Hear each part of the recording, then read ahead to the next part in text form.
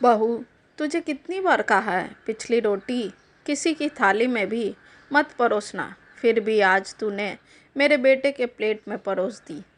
कितनी बार तुझे एक ही बात समझाऊं, इतनी छोटी बात तेरे दिमाग में क्यों नहीं घुसता।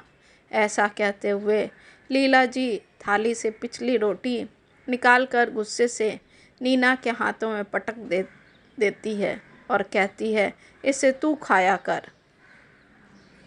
100 दफ़ा मैंने तुझसे कहा है कि घर के मर्दों को पिछली रोटी नहीं खिलाते, फिर भी पड़ोस आती है। अरे घर के मर्द पिछली रोटी खाएंगे तो ज़िंदगी में कभी आगे नहीं बढ़ पाएंगे, हमेशा पिछड़े ही रह जाएंगे। इसलिए तो कहती हूँ तू खाया कर। ऐसे भी तुझे कौन सा दुनिया से आगे निकलना है जो तू नहीं खाती ये पिछली रोटी। गुस्से से लीला जी कहती हैं,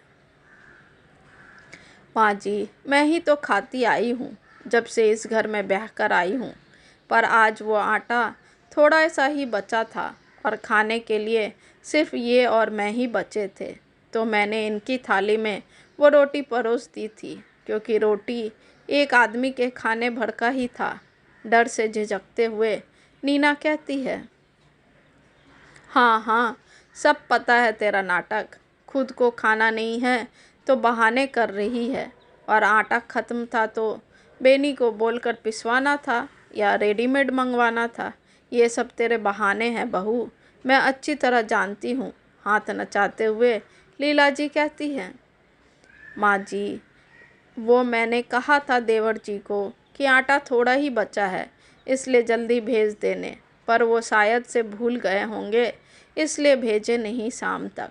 तो मैंने जितना आटा था उतनी की ही रोटी बना दी। सहमते हुए नीना कहती है, हाँ हाँ, समझ गई बहुरानी, सारी गलती अब मेरी और मेरे बेटों की है। रसोई संभालती है तू और आटे की फिक्र करे हमारे बेटे। माँ जी, रसोई भले ही मैं संभालती हूँ, पर घर की बागडोर तो आप सभी के हाथों में ही है ना, तो मैं कैसे और किससे मंगवा लेती। इतना सुनने के बाद नाराज़गी के साथ नीना कहती है, देख नीना, आजकल तेरे जुबान बहुत चलते हैं, थोड़ा संभल कर। ऐसा ना हो कि त्रिवेणी नीना का पति को बोलकर तेरे जुबान के साथ साथ तुझे भी बाहर का रास्ता देखना पड़ जाए। इसलिए अपने मुंह पर ताला लगा कर रख और जितना बोला जाए उतना ही किया कर। लीला जी की जली कट्टी सुनकर नीना थोड़ी देर सुन्न सी वहीं खड़ी रह जाती है, जिसे देखकर लीला जी नीना को डांटते हुए कहती है, अब जा, यहाँ खड़ी मत रह सिर पर, मर्दों को चैन से खाना खाने दे। लीला जी की कड़वी बातें नीना के आंखों में आंसू लाने के लिए बहुत थे। आंख अभी डबडबा ही रहे थे कि किसी ने नीना के हाथों को झकझोरते हुए कहा, मम्मी जी, कहाँ खो गई आप। अब पिछली रोटी के बारे में कुछ कह रही थी मम्मी जी। तपस्या की आवाज़ से नीना जी अतीत से वर्तमान में लौट आई और अपनी सजल आंखों को खुद के वश में करते हुए अपनी बहू तपस्या को कहती है, बहू, ये पिछली रोटी तू मत खाया कर, मुझे अच्छा नहीं लगता तेरा यह पिछली रोटी खाना। ऐसा कर, कल से एक छोटी रोटी सबसे अंतिम में बना देना और उसे कौवे को दे देना। रसोई में सबसे खाना परोसती हुई तपस्या के गालों को छूते हुए नीना जी कहती है, पर क्यों मम्मी जी, रोटी तो रोटी होती है, पहली या आखिरी क्या फ़र्क पड़ता है। आज के ज़माने की पढ़ी लिखी तपस्या नीना जी से कहती है, पड़ता है बहू, फ़र्क पड़ता है, समानता और बराबरी का फ़र्क पड़ता है बहू।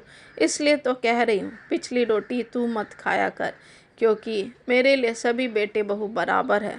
नीना जी खुद पर बीते कल की कहानी को याद करके कहती है, ठीक है माँ जी, आप जैसा उचित समझे, कहकर तपस्या टेबल पर प्लेट लगाने चली जाती है और नीना जी फिर से अतीत के गलियारों में कितना फ़र्क करती थी मेरी सासू माँ मुझ में और सभी बहुओं में। जब मैं अकेली थी तो भी पिछली रोटी मैं ही खाया करती थी, और जब देवरानियाँ आने लगी तो भी मैं ही खाया करती थी पिछली रोटी, क्योंकि सासू माँ की नज़र में मैं ही सबसे पिछड़ी थी और उनके मरते दम तक भी मैं ही रही। पर मैं अपने घर में ऐसा नहीं होने दूंगी, क्योंकि मेरे लिए सभी बेटे बहू एक बराबर हैं। नीना जी कल की आप बीती से सीखकर अपने आज को सुधार लिया था। तब वो बहू थी इसलिए झेल गई, पर अब वो सास थी इसलिए किसी को झेलने नहीं दी।